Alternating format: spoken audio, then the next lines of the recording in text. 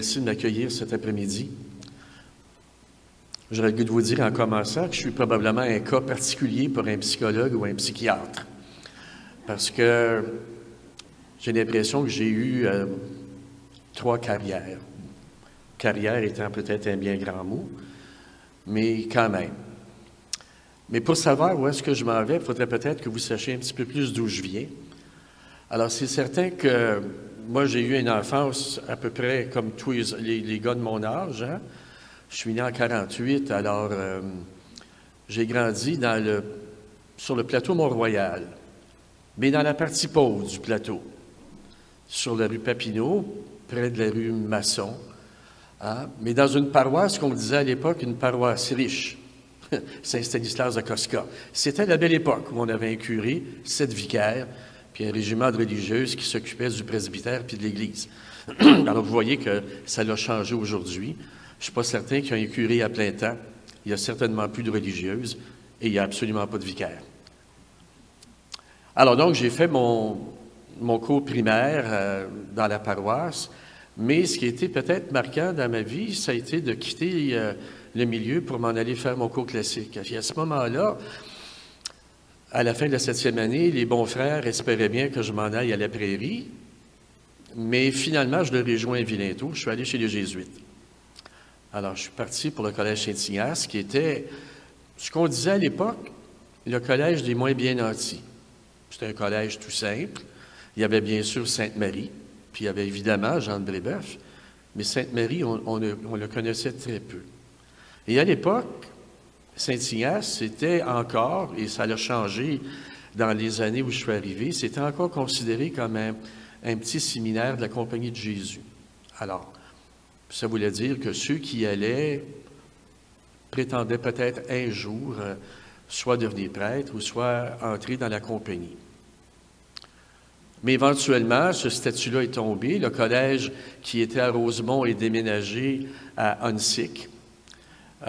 Et ça, c'est aussi important parce que le supérieur général de la compagnie avait décidé de fermer Saint-Ignace. Et le cardinal Léger, lui, ne partageait pas son opinion. Alors, il rêvait d'avoir un collège classique dans le nord de la ville, ce qui fait que j'imagine qu'il y a eu des tractations romaines et Saint-Ignace s'est déménagé éventuellement de Rosemont à Huntsic, dans l'ancien Scholastica des Jésuites. Et j'ai complété mon cours là-bas. Et donc, j'ai quitté aussi avant la fin pour entrer dans la compagnie. J'y suis resté 2 ans. Et j'ai dû quitter à un moment donné pour des raisons de santé à la toute fin de mon noviciat. Alors, revenant dans le vrai monde, hein, j'ai dû me trouver du boulot. Et je suis allé en informatique pendant quelques années. Mais vraiment, l'informatique, pour moi, c'était pas ma tasse de thé. J'ai réalisé que ça avait eu le dessus sur mon père, qui était lui-même un directeur d'informatique. Ça l'a tué. Et j'ai réalisé que non, c'était pas ma place. Alors, j'ai quitté. Et les circonstances ont fait que j'ai obtenu un contrat de 3 mois non renouvelable au sein du ministère de la Main-d'œuvre et de l'Immigration. J'y suis resté 35 ans.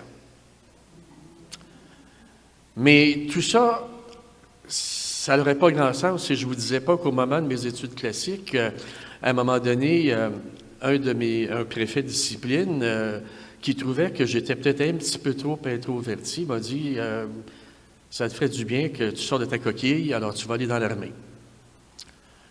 Et il m'a orienté vers un régiment de réserve à ce moment-là.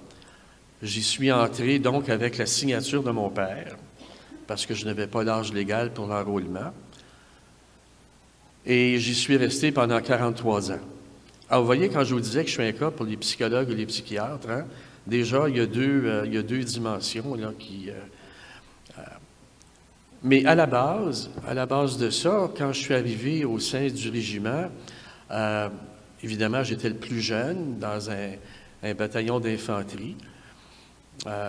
dont la grande majorité des soldats avaient fait soit la Deuxième Grande Guerre, Dieppe, ou encore avaient fait la guerre de Corée. Alors, je peux vous dire que le vocabulaire d'Église, ils le connaissaient très bien. Et comme j'étais le plus jeune, bien, j'ai eu droit, bien sûr, moi qui arrivais d'un collège classique, à toutes sortes de surnoms, et il y en a un qui m'est collé à la peau, c'est celui de curé. Demandez-moi pas pourquoi. C'était peut-être à cause de mon baby-face. C'était peut-être à cause que j'étais hindou, timide.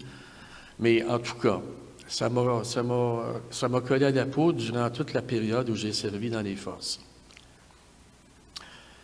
Il y a eu un premier départ en 68 pour aller en Allemagne. Je suis allé avec un groupe on était quoi, 200 quelques militaires, à aller en renfort au sein du 1er bataillon du Royal 22e Régiment, de façon assez ironique, à Fort Saint-Louis.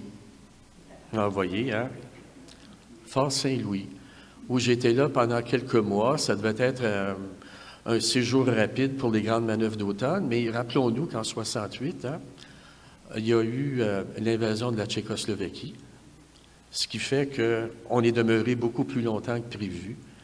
Et on est revenu au Canada vers la fin du... Enfin, juste un peu avant Noël, au mois de décembre, dans une des pires tempêtes de neige que j'ai vues à l'époque.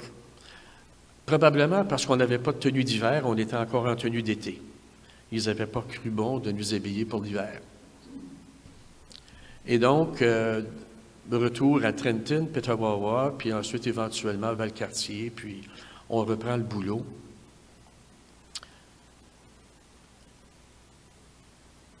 Je rencontre mon épouse durant les troupes d'octobre. Elle était, à ce moment-là, commissaire de la branche Jeannette. Et elle avait ses bureaux au carré Saint-Louis. Et oui, pourquoi pas, mon carré. Et on s'est connus comme ça. Probablement aussi parce que son frère était dans les forces. Et un autre de mes copains qui courtisait la plus jeune de la famille, lui aussi était dans les forces. Alors, imaginez-vous le trio de gars, là, qui se retrouve chez ma future belle-mère. Ma future épouse est là, mais elle ne nous regarde pas. Elle, c'était prof. Puis, elle n'est pas intéressée par les trois moineaux qui sont là. Mais à un moment donné, les circonstances sont faites que je reçois une invitation pour aller dans une soirée dansante. Je suis seul. Alors, mes deux beaux os me disent, « Ben voyons, tu ne peux pas aller là tout seul, on va te trouver quelqu'un. » Et finalement, bien, c'est Louise qui m'a accompagné. Et je me rappelle fort bien qu'en revenant de cette soirée-là, où je lui avais pilé sur les pieds pendant tout le temps de la danse, elle m'a dit, « Ben écoute, si tu veux me rappeler, tu connais mon numéro de téléphone. » Et de fil en aiguille, bien voilà, cette relation-là a grandi assez rapidement, je vous dirais, parce que on s'est mariés. Vous voyez, je l'ai rencontré au mois d'octobre et on s'est mariés au mois de juillet suivant. Alors,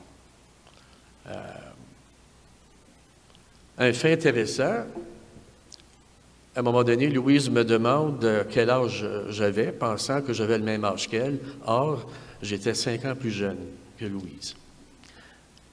Puis elle m'a demandé si ça me dérangeait. J'ai dit pas du tout. Est-ce que toi, ça te dérange? Elle m'a dit non. Alors voilà, on a continué. Et on a été mariés 40 ans.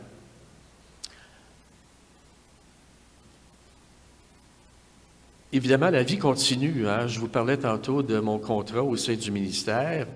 Ce contrat-là, éventuellement, il est devenu permanent. Et de fil en aiguille, j'ai quitté le secteur de la main-d'œuvre qui venait d'être transféré aux autorités provinciales. Donc, la partie intéressante du travail de conseiller en emploi s'en allait à la province de Québec. Alors, tout le côté counseling disparaissait. Et ça, bien, ça me plaisait plus ou moins. Les circonstances font que je suis désigné pour aller suivre la formation de cadre et j'ai donc quitté la partie main-d'œuvre et je suis passé du côté de l'immigration.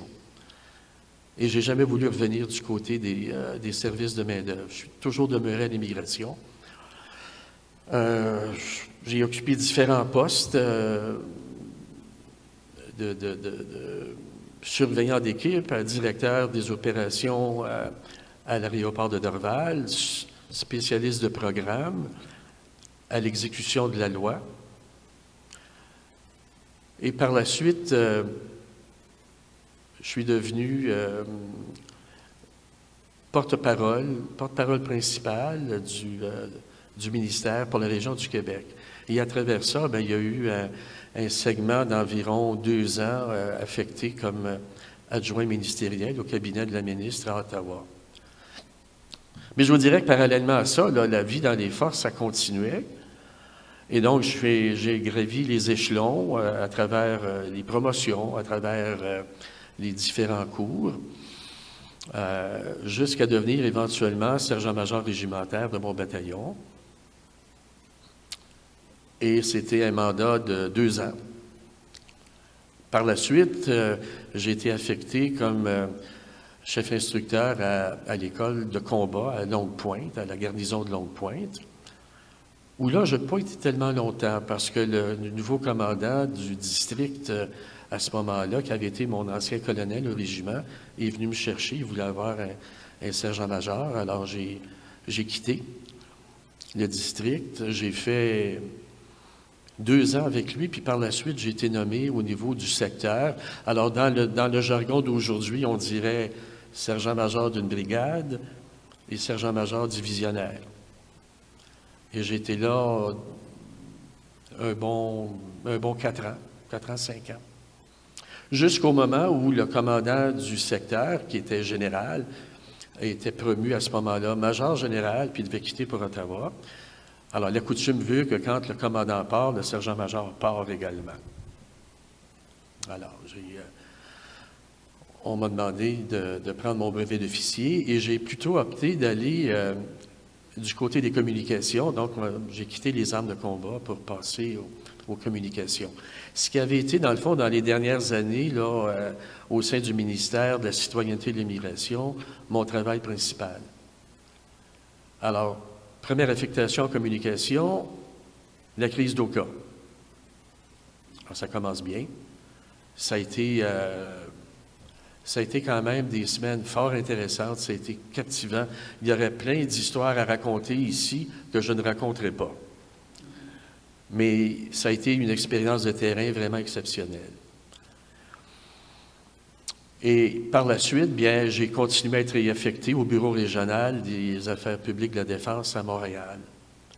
Mais à travers tout ça, il est arrivé un événement qui est venu me brasser un peu.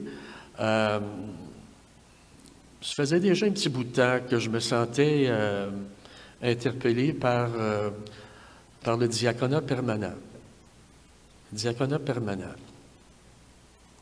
J'avais lu là-dessus, je savais un peu de quoi il en retournait, mais je savais surtout qu'il fallait en parler avec son épouse, étant marié. C'était la moindre des choses. Et quand j'ai abordé ça la première fois, je vous garantis que j'ai eu droit à un non catégorique, il n'y en était pas question. Hein? On avait des jeunes enfants, puis c'était d'abord l'éducation des enfants, puis, et Dieu merci, Louise avait tout à fait raison à ce moment-là. Alors, bon, j'ai mis ça dans un tiroir, puis j'ai arrêté d'y penser. Mais le temps a passé, et puis à un moment donné, je ne sais pas trop pourquoi, c'est revenu, tout doucement, mais de façon régulière. Puis, j'allais rencontrer mon accompagnant spirituel, puis je lui parlais de ça. Je disais, je ne comprends pas ça, ça me fatigue, ça me dérange, ça vient me... Je suis interpellé, puis il me disait toujours, calme-toi, c'est pas le temps. C'est pas le temps. Laisse aller. Alors, j'ai laissé aller. Je me rappelle qu'un après-midi, j'étais de garde à notre bureau régional. On a toujours un officier de permanence au bureau régional au cas où il y avait des incidents. Alors, c'était mon tour d'être de garde cette journée-là. Et je regardais la télévision, puis il y avait un bulletin de nouvelles qui passait. Et on commençait à parler à ce moment-là des incidents au Rwanda. Et j'ai vu là les premiers blessés, là, dont un militaire canadien qui avait été blessé. Je ne sais pas quelle mouche m'a piqué à ce moment-là, mais j'ai écrit une note à mes supérieurs en leur disant, voilà, je sens qu'il y a des choses qui se préparent, qui vont peut-être empirer au Rwanda. Il est peut-être possible qu'on augmente la participation canadienne, mais si jamais vous avez besoin de volontaires, j'en suis. Et j'ai envoyé ça. Et j'ai arrêté d'y penser. Par ailleurs, le soir, j'en ai parlé avec mon épouse pour l'informer. Pour dire, écoute, il ne faudrait pas que tu sois surprise, là, il se passe des choses au Rwanda, puis il est possible peut-être qu'on augmente nos effectifs, et puis ça, il pourrait arriver que mon billet sorte à la loto, hein, pour qu'au moins elle soit prévenue. Mais quelques jours après, j'ai reçu un coup de téléphone du quartier général à Ottawa qui me demandait si j'étais prêt à partir en mission. Alors évidemment, j'avais les oreilles dans le crâne, puis j'ai dit oui. Dans ma tête, moi, je partais pour le Rwanda. Puis là, on m'a dit non, pas Rwanda, Bosnie, Croatie. On a un 2e bataillon qui est sur le terrain, puis ils ont besoin d'un officier d'affaires publiques. Alors, il faut que tu te prépares à partir pour... Alors, j'ai annoncé la nouvelle à mon épouse, et puis je pense que Louise, à travers tout ça, elle avait discerné que j'étais rendu à cette étape-là.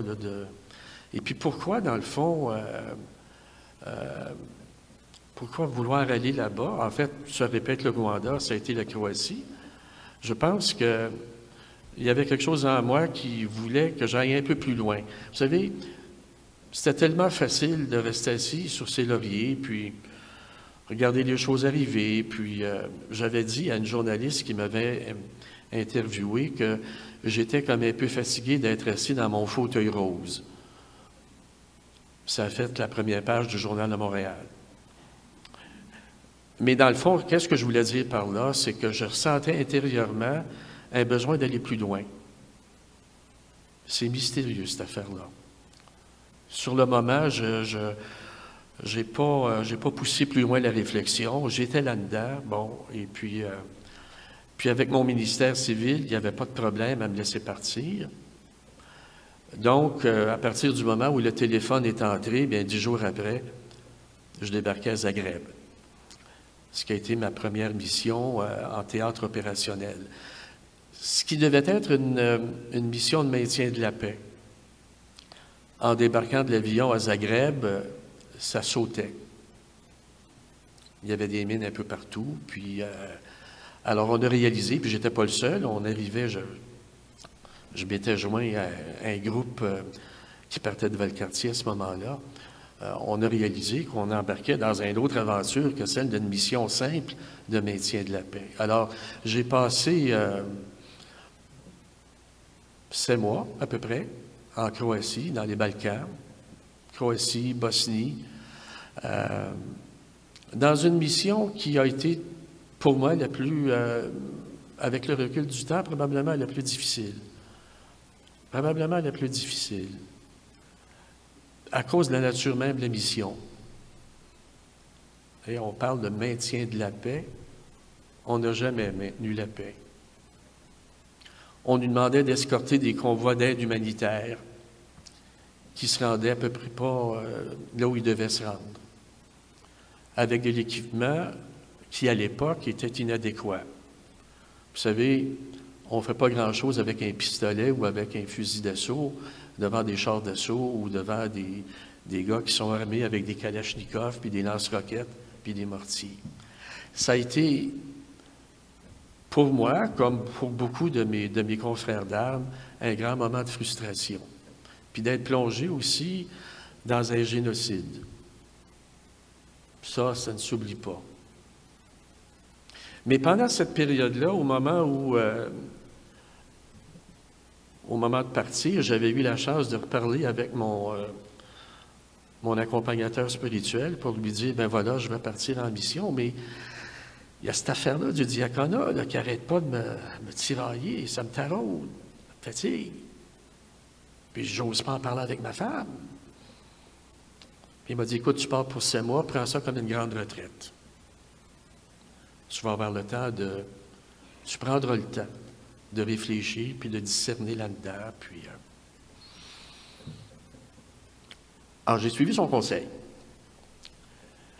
Évidemment, il y avait, comme je vous le disais tantôt, des moyens très limités pour faire notre travail. Hein? Pour vous donner un exemple, j'avais droit à une fenêtre d'ouverture à 2 heures du matin pour pouvoir rejoindre les journalistes par téléphone au Canada, à cause du décalage horaire, mais aussi à cause des impératifs opérationnels. Alors, je n'étais pas la priorité numéro 1, moi. À moins qu'il y ait un incident majeur, là, j'étais comme dans la dernière priorité pour pouvoir avoir accès aux communications avec le Canada. Alors, j'avais du temps que j'ai passé sur le terrain avec mon caméraman. On s'est promené partout. On était présents auprès des gars sur le terrain. Et particulièrement avec l'aumônier qui était là à ce moment-là, un bon bonhomme mais qui était d'une timidité absolument incroyable. Alors, il célébrait la messe le dimanche, puis il me disait après la messe, mais il n'y a personne qui vient. Ben, j'ai dit, il n'y a personne qui vient parce que tu ne les appelles pas. Puis tu ne sors pas de ton camp. Oui, mais c'est dangereux. Ben oui, tu mets ta veste par balle, puis tu sors avec ton chauffeur, puis tu vas sur les positions vers les gars. Si les gars ne voient pas, ils ne se rappelleront pas de toi. Tout ça pour dire qu'on a eu une messe de minuit. Et là, les gars étaient présents, puis comme on dit par chez nous, les gars étaient vraiment là, passez-moi l'expression, sur le party. Ils avaient déjà commencé à fêter. Puis je revois encore mon collègue qui était, il était vraiment paniqué. Là. Il dit, voyons donc, je ne peux pas commencer à la messe. Écoute, ça chante, ça hurle. À un moment donné, je dis, écoute, on va régler ça bien vite. Là. Je lui avais lancé un cri de mort, puis ça s'est calmé. Puis on a eu une belle célébration dans une espèce de petite chapelle qui était dans le fond, une espèce d'étable qui avait été raboudinée par les gars du Royal 22e dans la première rotation. Ces événements-là, dans le fond, tout ça, ça venait alimenter ma réflexion. J'étais en contact avec les gens sur le terrain. Je rencontrais à l'occasion ce qu'on appelait dans notre jargon les locaux. Mais je voyais surtout la misère. Je voyais les camps de réfugiés. Ça m'a interpellé beaucoup. Et en même temps, j'écrivais tous les jours. J'écrivais à ma femme. Puis j'écrivais aux membres de la famille, aux enfants. À ma femme, je lui parlais de ce que je vivais. Mais aux autres, je faisais plein d'allusions au fait que je me sentais appelé au diaconat. Et à elle, je lui en parlais pas. Et c'est quand on s'est rencontrés, elle est venue me rejoindre pour un congé au mois de février en Allemagne, qu'elle m'a dit, écoute, ton histoire de diaconat, là, pendant les vacances, on n'en parle pas. Si tu veux, on en parlera à ton retour au Canada. Alors j'ai fait ouf. Et la mission s'est terminée à l'été 93. Puis c'était une fin de mission un peu particulière en quittant le camp où j'étais pour me rendre à Sarajevo, pour prendre l'avion, pour revenir à Zagreb. Notre groupe a été intercepté par, je ne sais pas trop si c'était des Croates ou des Bosniaques, mais peu importe, on était détenus pendant 3 jours. Ça a pris 3 jours avant que les Nations unies s'aperçoivent qu'on n'était pas arrivé à bon port. Mais revenu au Canada, évidemment, ma femme m'a dit, écoute, le diaconat, si tu veux, là, on va mettre ça sur la glace pendant 1 an. Tu as besoin de prendre du recul, puis tu as besoin aussi de réintégrer ta famille, parce que tu sais, la vie ne s'est pas arrêtée pour nous autres au Canada. Alors, il faut que tu tu reprennes ça tout doucement. Et ça m'a permis de continuer je dirais, à prier là-dessus, à réfléchir là-dessus, à rencontrer mon accompagnateur spirituel qui me disait toujours, écoute, pas le temps, pas le temps. Et après cette première année-là, c'est mon épouse qui, un après-midi, après une rencontre avec notre équipe de préparation à la confirmation, m'a dit, tu sais, elle dit, le projet là, qui te taraude, là, ben, elle dit, je pense que ça peut devenir mon projet aussi. Puis, si tu veux, on va poursuivre. Alors ça, c'est en 94. J'ai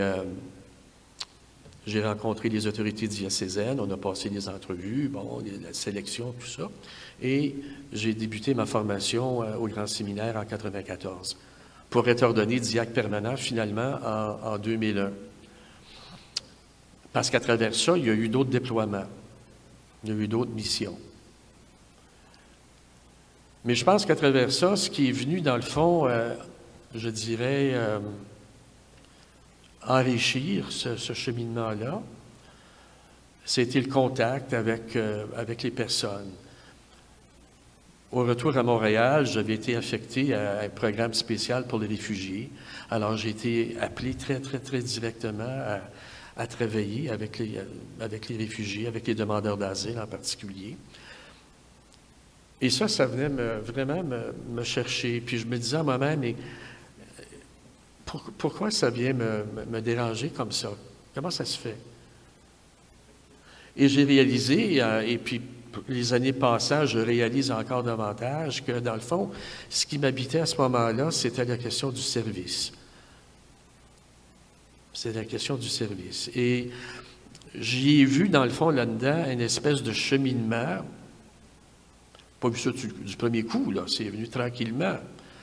Cheminement à travers, dans le fond, mes engagements. Mais toujours, la constante qui émergeait, c'était celle du service. Après la Bosnie, ben, il y en a eu d'autres. Je suis retourné 3 fois dans les Balkans en 95, en 98, dans des circonstances qui variaient à ce moment-là. En 95, ça a été quand même assez bref, mais c'était l'époque où il y avait les kidnappings de militaires de l'OTAN là, pour prendre des otages. Alors, on était assez limités dans nos déplacements. J'amenais à ce moment-là une équipe de journalistes, mais on n'a pas réussi à aller aussi loin qu'on aurait voulu. On n'a pas pu se rendre à Sarajevo. Mais par ailleurs, il y a un événement qui m'a marqué là-bas en 95. J'amène les journalistes dans un village où il y avait là stationné un bataillon du Royal 22e. C'était dans une zone serbe, dans une kraïna. Et on va visiter le village et on se rend compte, en tout cas moi je m'en suis rendu compte, je ne sais pas si les journalistes l'ont observé, mais moi je voyais bien qu'il y avait des gens qui étaient très inquiets, qui étaient nerveux. Je voyais les militaires qui étaient là, les militaires serbes qui avaient de l'air un peu désorganisés, déguenillés, les armes sales. Bon, sur le coup, on a fait la visite qu'on avait à faire, on a quitté. Et 2 semaines après, les Croates sont rentrés dans le village et puis ils ont carrément détruit tout ce qu'il y avait là. Ils ont éliminé, dans le fond, la population serbe.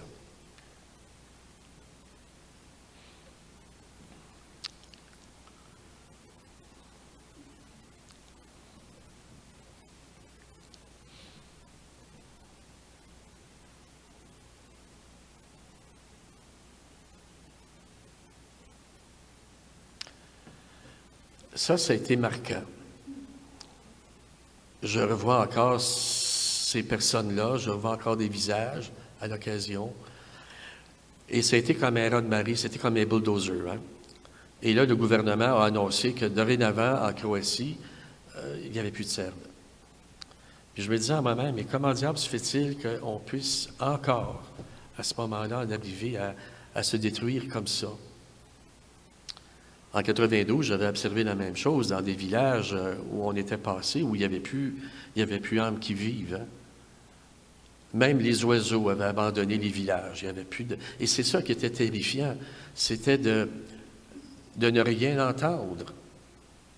Tu sais, quand tu dis qu'il n'y a plus de... Tu n'entends plus les oiseaux qui chantent, c'est questionnant, ça. 95, la Krajina, c'était quelque chose. En 98, je suis retourné, mais à ce moment-là, c'était sous l'égide de l'OTAN, puis j'étais le porte-parole du commandant de l'OTAN à ce moment-là. Ça a été une mission tout à fait différente, mais une mission qui m'a permis de faire des choses à laquelle je ne m'étais pas nécessairement préparé. J'avais un petit peu plus de temps libre, particulièrement le dimanche. Alors, du centre de presse où j'étais à Sarajevo, je me rendais à la cathédrale de Sarajevo avec un bon colonel français. Je l'appelais mon Cyrano de Bergerac, avec ses grandes moustaches puis son gros nez. Et c'était un bonhomme qui se disait mécréant, incroyant, mais qui m'accompagnait tous les dimanches à la messe. Et de fil en aiguille, bien, le curé là-bas, qui était un Croate, le curé de la cathédrale, avait demandé un dimanche s'il y avait des gens qui pourraient peut-être rendre service pour faire des lectures. Alors, bon, j'ai pris une charge, je suis allé le voir et puis j'ai été engagé tout de suite. Comme j'avais de la disponibilité, mais je lui ai dit, écoutez, si je suis pas là dimanche, c'est que vous comprendrez que je suis occupé à autre chose, c'est pas par mauvaise volonté. Alors, il est arrivé que j'ai fait des lectures en anglais parce que cette messe-là était fréquentée par la communauté internationale. Puis il m'est arrivé aussi de donner, j'oserais pas dire une homélie, ça serait charrier, mais donner un commentaire sur les textes du jour à la communauté qui était rassemblée là. C'était une belle expérience. Cathédrale de Sarajevo, qui est en plein milieu de la ville musulmane. Puis le bon curé me disait, le dimanche, c'est moi qui me paye la traite. Il me casse les oreilles 7 jours par semaine avec leur minaret. Le dimanche, je sonne mes cloches. Et il les sonnait pendant une grosse demi-heure. Alors, je trouvais ça sympathique comme approche. En 98, je suis revenu au Canada à la fin de la mission, puis il y a eu, à travers tout ça, là, dans des périodes assez rapprochées, là, les inondations à Winnipeg, il y a eu la crise du verglas, c'est des opérations auxquelles j'ai participé. Puis en 99, on a eu l'arrivée, si vous vous en rappelez, des réfugiés du Kosovo. Alors on m'a demandé de participer à cette opération-là, et je suis parti pour Gagetown, base militaire là-bas à Gagetown, pour coordonner les communications. Mais dans les faits, c'est parce qu'il n'y avait pas de personnes bilingues. Alors moi, comme j'étais le francophone de service, bilingue, ben, je suis parti. Et je suis allé à Gagetown. Après ça, on a ramené tout ça à Kingston. Et pendant que j'étais à Kingston, on me dit, ben voilà, on attendait des Chinois depuis 30 ans là, sur les côtes du Pacifique. Ben voilà qu'ils arrivent. Ils arrivent en grand nombre. Alors, de Kingston, je suis reparti pour la côte du Pacifique. Je me suis en allé à la base navale d'Esquimalt. Puis là, on avait des bateaux qui arrivaient avec des Chinois, mais qui n'étaient pas nécessairement des réfugiés comme on les connaissait.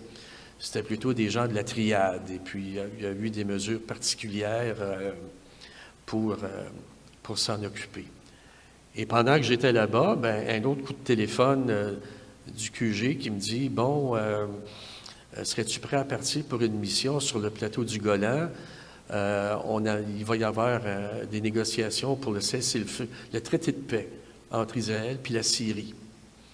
Et le général canadien qui commande la mission a demandé si tu pouvais y aller. Je n'ai pas dit non à ça. Hein? Mais là, comment je dis ça à ma femme? Un autre 6 mois. Et là, on me dit non, pas 6 mois, 1 an. Oups. Et là, peut-être pour adoucir la pilule, ils m'ont dit, mais par ailleurs, ça donne 2 périodes de congé, 2 périodes de 21 jours.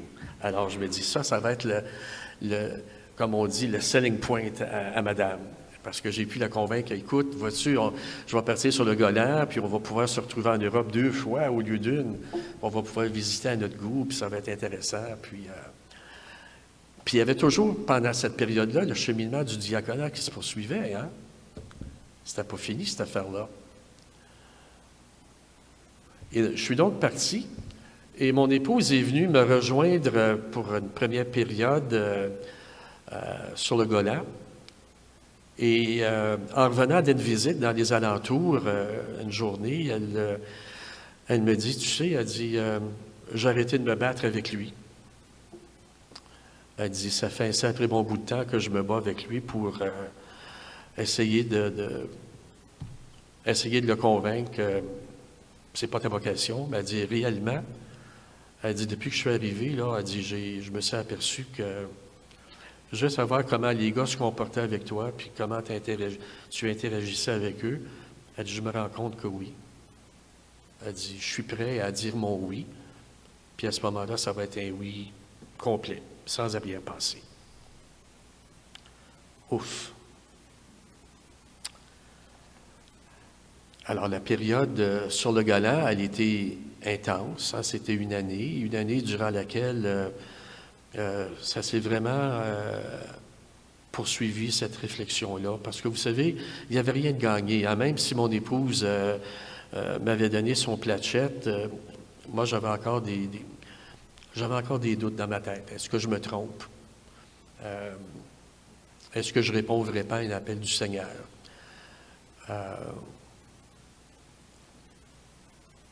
Mais ce qui est intéressant sur le Golan, c'est que il n'y a rien. Il y a le silence. Alors, j'ai passé des veillées entières dans la chapelle polonaise là, qui était proche, qui faisait partie de notre camp, à aller m'asseoir dans cette chapelle-là pour prier, puis pour simplement essayer de discerner si véritablement je répondais vraiment à cet appel-là que le Seigneur, en tout cas, que je pensais que le Seigneur me faisait. Est-ce que j'avais ce qu'il fallait? Vous savez, on est souvent à la fin de ces démarches-là saisis par l'inquiétude, par le doute, tout d'un coup que...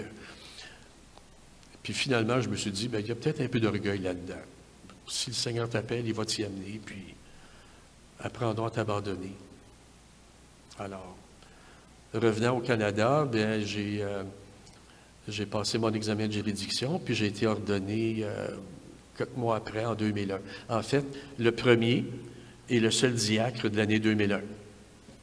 Après ça, il y en a eu d'autres, mais en 2001, j'ai été pas 2001, 2000, pardon, 2000. Alors, mais j'ai été ordonné en 2001. Et par la suite, bien, ça s'est poursuivi. J'ai continué avec les forces, bien sûr. Et puis, après le Golan, bien, il y a eu un appel pour aller servir en Afghanistan. Alors ça, c'était une drôle d'aventure. Je venais d'être ordonné diacre à ce moment-là, puis on propose d'aller en Afghanistan. Alors, je suis parti, pensant que je m'en allais directement sur le front. Mais à ce moment-là, notre équipe, le quartier général, était stationné à Tampa, en Floride, imaginez. La grosse misère. La grosse misère. Mais quand on voulait aller sur le terrain avec le général, on prenait l'avion, puis on se rendait en Afghanistan. Mais pendant que j'étais à Tampa, bien là, j'avais quand même aussi un peu de liberté. Alors, les fins de semaine, j'ai été à la chapelle catholique de la base pour offrir mes services. Et puis, ça m'a permis de faire du ministère à la chapelle catholique de Tampa, Floride, qui est une grosse base aérienne. Un aumônier là-bas qui était très accueillant. Puis, j'ai même prêché là-bas. Et ce que j'ai trouvé intéressant, c'est que dans l'assistance, il y avait tous les militaires français, du contingent français qui étaient là, ce qui m'a permis de nouer des bons contacts avec les militaires de France. Ça m'a permis de prendre du bon café à l'occasion. Et éventuellement, bien, je suis parti pour l'Afghanistan, où j'ai servi pour la fin de ma mission. Et là, en revenant, la posture opérationnelle avait changé. Alors, il n'était plus question d'avoir un QG opérationnel à Tampa. Ils l'ont amené en Afghanistan. Alors, mon remplaçant est arrivé. Je lui ai fait un petit briefing sur la période que j'avais couverte pour lui ici. Puis après ça, on l'a mis sur un avion. Puis lui, il est parti pour Kaboul. Moi, je suis revenu au pays. Et finalement, bien, la dernière mission a été celle où j'ai été envoyé avec le général Dallaire au tribunal pénal international d'Arusha. Ça aussi, c'était particulier parce que c'est le général Dallaire qui m'a demandé nominalement. Ça s'était jamais fait. Puis le patron des affaires publiques ne comprenait pas comment ça se fait que le général me demandait moi plutôt qu'un autre. Mais le général me connaissait un peu et on s'était connus à Valcartier. Puis à mon retour de la première mission, on avait fait ensemble une émission d'affaires publiques à Télé-Québec qui avait failli tourner à l'émeute. Parce que, bon, Télé-Québec avait invité des Croates et des Serbes, puis ils les avaient mis dans la même pièce.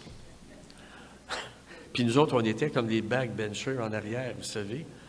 Ah, ça avait été épouvantable, cette affaire-là. Mais après l'émission, le général m'avait dit tu t'en vas chez vous, puis tu t'en vas te reposer, je ne vais pas te revoir avant un mois. Alors, j'ai suivi le conseil. Mais vous voyez, ça avait comme créé des liens. Puis, à un moment donné, j'ai dû le rencontrer dans le cadre d'une interpellation d'un criminel de guerre rwandais. Et là, ça l'avait rappelé plein de choses. Et finalement, quand il a été demandé pour aller témoigner, il a formé une équipe. Il avait demandé d'avoir un officier d'affaires publiques. Et il a demandé que je l'accompagne. Alors, je suis parti. Je l'ai accompagné là-bas pendant la période du procès du colonel Bogassora. Vous vous rappellerez sans doute qu'il avait écrit un livre à ce moment-là qui s'appelait J'ai serré la main du diable. Bien, le diable, on l'a vu. Il était là. Et je vous avoue que ça a été une expérience assez particulière parce que tout au long du procès, on a essayé de déstabiliser le général qui était, bon, c'est un fait connu, qui avait une santé fragile à ce moment-là. Et les avocats de la défense ont tout fait. Mais je revois encore là, la rigueur du témoignage du général Dallaire. Et là aussi, j'ai vécu une expérience qui m'a ramené en arrière. En cours de route, on l'a fait témoigner sur le massacre de 200 jeunes là, sur un col de montagne. Et en l'écoutant témoigner, il m'est revenu en mémoire que peut-être un an avant, au plus fort du génocide, là, j'avais reçu un coup de téléphone à mon bureau d'un officier d'opération au quartier général de l'armée de terre qui me demandait si, comme ministère, on pouvait... quel serait notre temps de réaction pour accueillir à peu près là, 200 réfugiés? Alors, j'avais dit, écoute, on va vérifier ça, mais donne-moi 1 heure ou 2, puis je vais vérifier, Alors, on a fait les vérifications, puis effectivement, on a dit au QG de l'armée de terre, écoutez, si vous nous donnez 24 heures de préavis, on va être capable d'accueillir. Et on n'a plus entendu parler. Puis c'est sorti de mon esprit. Mais c'est au procès que c'est revenu, parce que ces 200 réfugiés-là, c'était les 200 jeunes qui avaient été massacrés sur le terrain. Et l'histoire démontre que Dallaire avait tout fait, à ce moment-là, pour affréter un avion, pour les sortir de là. Puis quand il est arrivé sur le piton de montagne, c'est 200 cadavres qu'il a trouvés.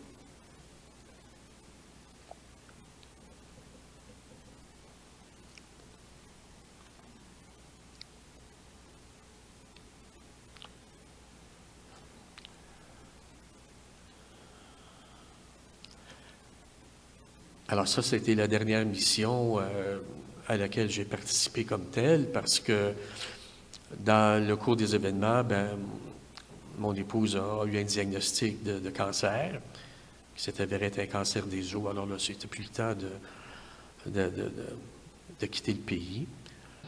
Mais le ministère s'est poursuivi. Hein? J'étais en paroisse et puis j'avais toujours quand même un pied à terre à Montréal, à la Défense nationale. Et au moment où je m'apprêtais à prendre le commandement du bureau régional à Montréal, le vicaire général du diocèse me dit que l'archevêque veut me parler. Alors, je vais rencontrer le cardinal Turcotte à ce moment-là, qui me dit, ben écoute, j'ai besoin de quelqu'un pour prendre la responsabilité de l'office du diaconat permanent. Et je pense que tu pourrais faire le job. Alors, j'ai plutôt opté pour aller servir à l'archevêché. Et je me suis donc retrouvé responsable du diaconat à l'archevêché de Montréal. Et j'ai servi là, dans le fond, jusqu'à mon départ du diocèse, là, en 2014. Bon, je faisais partie j'étais un des membres de l'Office du personnel pastoral. Et à un moment donné, ben, j'ai été appelé à remplacer le secrétaire du cardinal qui était malade. Alors, et sans préjudice, bien, je suis devenu son cérémoniaire parce que le cérémoniaire est tombé malade. Et pendant 2 périodes de 6 mois, ben, j'ai agi comme responsable des communications pour le diocèse. Alors, vous voyez, ça fait une affaire un peu folle, hein? Mais à travers de ça, qu'est-ce qui se passe au plan de la foi? Ben, je pense que cette fois-là, elle s'est fait bardasser pas mal. Il y a eu des périodes où, surtout en 92, quand je suis arrivé sur le théâtre des opérations en Croatie, en Bosnie, puis quand j'ai vu, dans le fond, ce qui se passait là-bas, le génocide, et surtout, ce qui m'avait vraiment choqué, c'était l'abandon du clergé. Le clergé séculier avait comme détalé. On ne les voyait pas nulle part. Les seuls que j'ai rencontrés là-bas, à cette époque-là, c'était les franciscains, qui sont demeurés courageusement, au péril de leur vie, pour s'occuper des gens qui étaient dans la misère, qui étaient mal pris.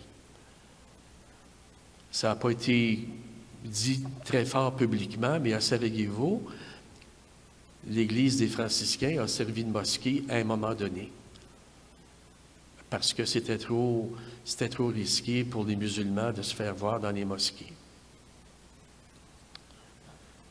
J'ai eu de la misère avec ça. Vous savez, des fois, on dit qu'on engueule le bon Dieu, hein? Ben, je me suis permis de l'engueuler. Je ne comprenais pas.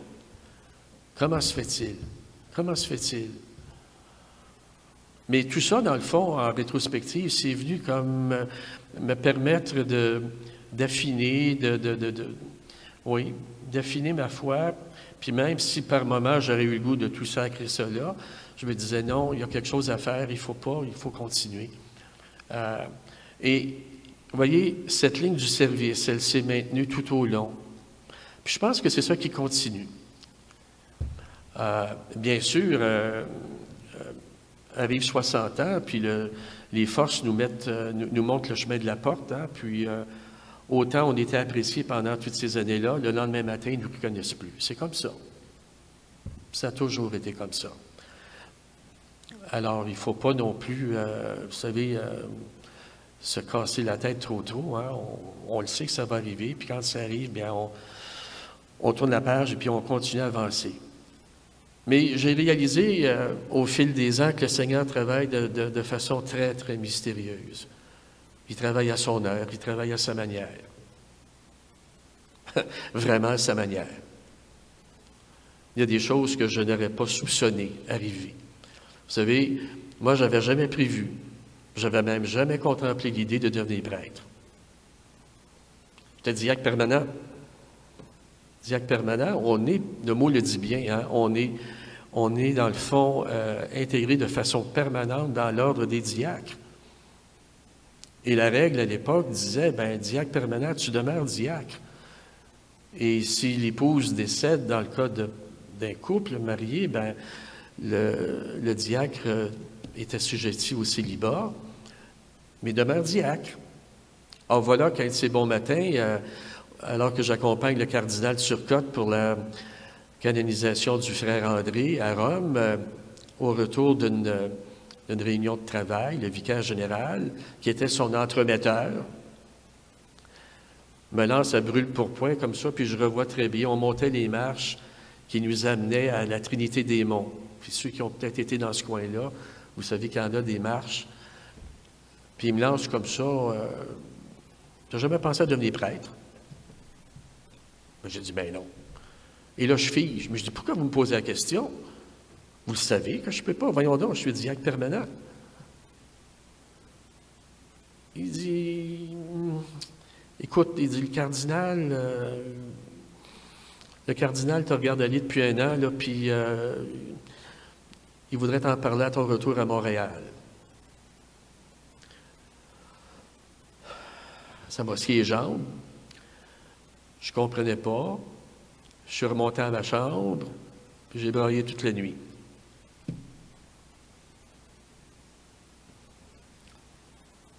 Il y en a qui arrêtaient de prendre un coup. Moi, je suis peut-être un peu braillard. Mais je n'ai pas compris. Je me disais, non, voyons donc, ça... Et pendant tout le temps que j'ai passé à Rome avec le cardinal que je côtoyais tous les jours, il ne m'en a pas parlé. Il ne m'a pas dit un mot. Mais de retour à Montréal, il m'a fait venir à son bureau, puis il a fermé la porte. Puis là, j'ai compris que c'était sérieux. Il y avait quelque chose qui se brassait. Et quand il m'a dit, écoute, bon, voilà, j'ai pensé que tu avais ce qu'il fallait pour devenir prêtre, alors, y as-tu déjà pensé? J'ai dit, non, Monseigneur, pourquoi j'aurais pensé? Pourquoi aller me mettre en tête quelque chose que je savais irréalisable? Mais il dit, comment osons y penser? Il dit, c'est l'évêque qui appelle. Alors, j'ai demandé 1 an de réflexion, et cette année-là, ben, c'était une année infernale, parce que là, j'étais tiraillé. Tout d'un coup, à un moment donné, j'ai réalisé les limites du ministère de diacre, mais en même temps, les perspectives couvraient le presbytérat. Puis là, je me disais, qu'est-ce qui se passe? Ah, Dieu merci, j'avais un bon accompagnateur. J'avais un bon accompagnateur, puis on a partagé ensemble là-dessus. Puis j'ai parlé à mes enfants, j'ai consulté mes garçons. Puis après une année, ben, j'ai revu le cardinal, puis je lui ai dit, écoutez, si vous pensez que j'ai ce qu'il faut, moi, je suis prêt à m'avancer. Mais si vous me dites que je retourne au grand séminaire de l'autre bord de la rue pendant 3 ans, cherchez quelqu'un d'autre. Alors, il m'a dit, non, non, non, non. Il dit, non, il dit, je peux te redonner demain matin, là. Mais il dit, vois-tu, il dit, je vais te trouver un accompagnateur pour le sacrement du pardon, parce qu'il dit ça, il dit, tu n'as pas touché ça assez suffisamment. Alors, il dit, donne-moi une semaine ou 2, là, puis je vais te trouver un accompagnateur, et puis après ça, on va voir. Et le lendemain, il me rappelle pour me dire, j'ai trouvé ton accompagnateur, tu t'en vas rencontrer Monseigneur Berthelet. Je voulais mourir. J'avais rencontré Monseigneur Berthelet à quelques occasions dans les célébrations, puis l'image que j'avais de lui, mon Dieu, je suis fait à l'os. Mais de fait, quand je suis allé le rencontrer à la résidence de l'évêque, ça a été un beau moment, ça a été, pour reprendre une expression consacrée, ça l'a cliqué. Et c'était une belle période. Ça n'a pas duré longtemps. Monseigneur m'a dit, écoute, on va se rencontrer là, une fois par mois, mais il dit, tu sais, il dit, je suis très malade, puis il dit, peut-être qu'on ne se rendra pas au bout, mais il dit, il dit, en tout cas, on ne casse pas trop la tête. Et ça a été, dans le fond, jusqu'à l'automne suivant, des rencontres comme ça, une fois par mois, à sa résidence. Et par la suite, ben, il a fait rapport à l'archevêque, et puis j'ai écrit ma lettre de demande d'ordination que je suis allé porter sur le bureau de l'évêque un soir. Il avait quitté le bureau déjà, en me disant, demain matin, en arrivant, il va la voir. Alors, le lendemain matin, il n'était plus l'archevêque de Montréal. La lettre était là, mais il n'était plus l'archevêque. Alors, pour faire une longue histoire courte, les événements ont fait que j'ai abouti ici à Saint-Jean-Longueuil après 3 ans. le nouvel archevêque voulant réfléchir à cette demande-là. Et c'est Monseigneur Gendron qui avait été mon patron à l'Office du personnel pastoral, qui m'a interpellé là-dessus un matin où je préparais les vêtements pour la messe des vocations sacerdotales au Grand Séminaire de Montréal. Alors, vous voyez, des fois, quand je vous dis que le Seigneur travaille mystérieusement, c'est plein de petites choses comme ça, tout au long de mon parcours, qui sont venus m'envoyer des signaux. Est-ce que je les ai toujours bien décodés? Je ne suis pas certain. Mais vous voyez, par exemple, quand Monseigneur Gendron m'interpelle, un m'avait dit non, puis l'autre est prêt à m'ordonner le lendemain matin. Mais là, comment est-ce que je réagis par rapport à ça? Et je repartais pour Rome avec le cardinal Turcotte pour le consistoire. Et à ce moment-là, Monseigneur m'a dit, écoute, quand tu reviens de Rome, on va se parler. Mais n'oublie pas, on se parle à ton retour. Hein? Mais 2 fois, pendant que j'étais à Rome, il m'a envoyé un mot pour me dire, oublie pas, là, on se parle. Et à son retour, on s'est rencontrés un soir. Je suis allé le rencontrer à la résidence. Et je repense à tout ça, puis ça me fait sourire un peu, parce que je ne m'attendais pas à ça. On s'est salué, puis il m'a dit, bon, première des choses, là, on prend une bière.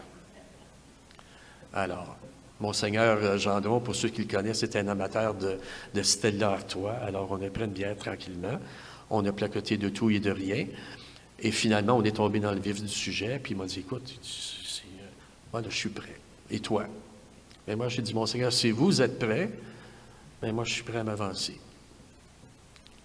Puis le reste, c'est de la petite histoire. Hein? Puis un autre, voyez-vous, un autre élément qui... Parce que jusque-là, même, je me disais, tout d'un coup, que je fais fausse route, tout d'un coup, je décode mal les signes qui me sont envoyés. À partir du moment où j'ai dit oui à Monseigneur Gendron, j'ai entrepris une démarche pour être excardiné de Montréal, parce que canoniquement, il faut être excardiné. Mais une couple de jours après, je recevais par courrier le décret d'incardination à Saint-Jean-Longueuil. Alors là, je me suis dit, ouais, il est sérieux. Parce que vous savez, il aurait pu ne pas le faire. Il aurait pu attendre. Et là, j'ai compris que, il était sérieux.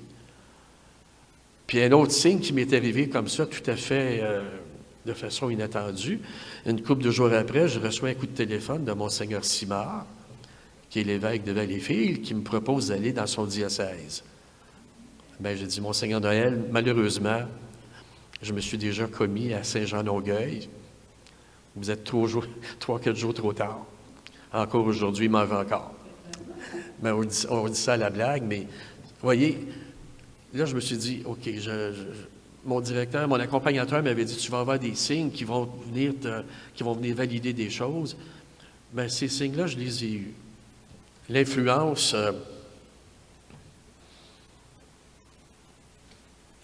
de ma vie spirituelle dans tout ça, je pense qu'à la base, et puis plus j'analyse ça, plus je regarde ça avec le recul du temps, c'est sans doute ce que j'ai vécu chez les Jésuites, tant au niveau du collège classique qu'au niveau du noviciat à Saint-Jérôme.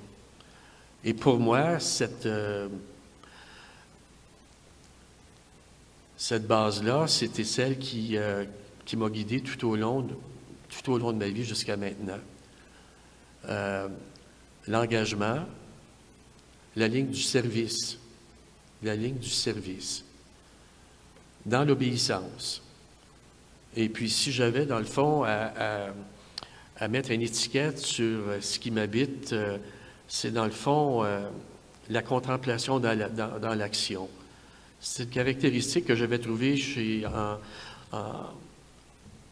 en lisant les écrits, puis la vie d'Ignace de Loyola. La contemplation dans l'action. Voir le Seigneur dans les différentes choses, dans le travail quotidien de la vie. Hein? Et je me rends compte que maintenant que je peux servir l'Église comme prêtre, c'est ce qui continue, je pense bien, à m'habiter. Je ne suis pas un moine, donc je ne peux pas me permettre de vivre en contemplation à journée longue, mais c'est à travers les petites actions quotidiennes de la vie que je retrouve, dans le fond, la présence du Seigneur. Vraiment. C'est ce qui m'habite. Avec les hauts et les bas que la vie peut apporter aussi, hein? Bon. Je m'étais inquiété à un moment donné, puis je l'avais partagé avec l'archevêque de Montréal à ce moment-là, quand il m'avait interpellé pour le sacerdoce. Je disais, mon Seigneur, écoutez, là, j'ai 62 ans, puis quand vous ordonnez un prêtre âgé, je bougonne. Vous le savez, ça paraît, je ne me gêne pas pour le dire. Puis il m'avait dit, écoute, tu ne serais prêtre qu'une seule journée que tu auras répondu à l'appel que le Seigneur t'a lancé. Alors il dit, casse-toi pas trop la tête avec ça. L'âge, là, non. Puis il m'avait dit autre chose aussi, parce que vous comprendrez que je me suis fait l'avocat du diable, hein? Je disais, mon Seigneur, écoutez, là, vous m'appelez au presbytérat, mais moi, là, je n'ai pas le parcours habituel de vos séminaristes là, au bord de la rue. Puis il m'avait répondu, tu sais, il dit, des docteurs en théologie, il dit, ici, j'en ai 13 à la douzaine, il dit, j'ai besoin de prêtre de terrain. Ça m'a fait du bien. Ça m'a calmé. Je me suis dit, après tout, il doit savoir ce qu'il fait, c'est l'évêque. Puis s'il se trompe, ben, il s'arrange avec le bon Dieu. Hein? Alors, vous voyez, c'est ça. Une vie, dans le fond, une vie bien simple, une vie bien ordinaire. Écoutez, je pourrais vous raconter les aventures que j'ai eues à aller négocier des occupations, des fins d'occupation d'église dans des sous-sols d'église. Mais à travers ça, ce que j'ai appris, ce que j'ai découvert, c'est toute la question de la misère humaine. Hein? Des gens qui sont obligés de partir de leur pays, soit pour sauver leur vie, parce qu'ils sont menacés de mort, soit encore qui quittent leur pays parce qu'ils crèvent de faim.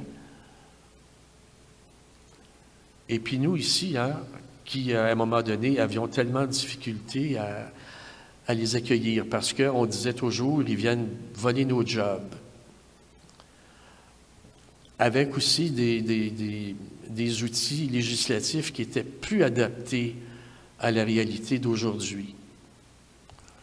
Vous savez, la loi de l'immigration de 1952, elle a été amendée en 2002. Ça a pris un bon bout de temps avant qu'on réussisse finalement à parler de la loi de l'immigration et de la protection des réfugiés. On reconnaissait dans cette nouvelle législation-là qu'il y avait quelque chose à faire pour les réfugiés. On n'avait pas à les mettre, dans le fond, dans le même créneau que ceux qui veulent immigrer au Canada. Et ça me frappe toujours de voir comment, même aujourd'hui, quand on écoute des commentaires dans les médias, comment certaines personnes ne se rappellent pas de ce qui s'est fait dans le passé. On aurait dit que tout d'un coup, là, on essaie de réinventer les boutons à 4 trous, alors qu'il s'est fait tellement de belles choses. Hein?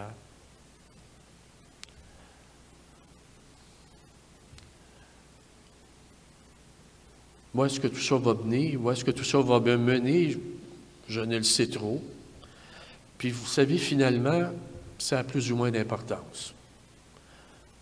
Je me dis, à l'âge où je suis rendu aujourd'hui, ben j'ai l'âge que j'ai.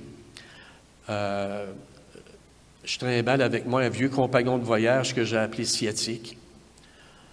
Et puis, je vous rappelle que c'était un compagnon de voyage qui est parfois bien fatigant.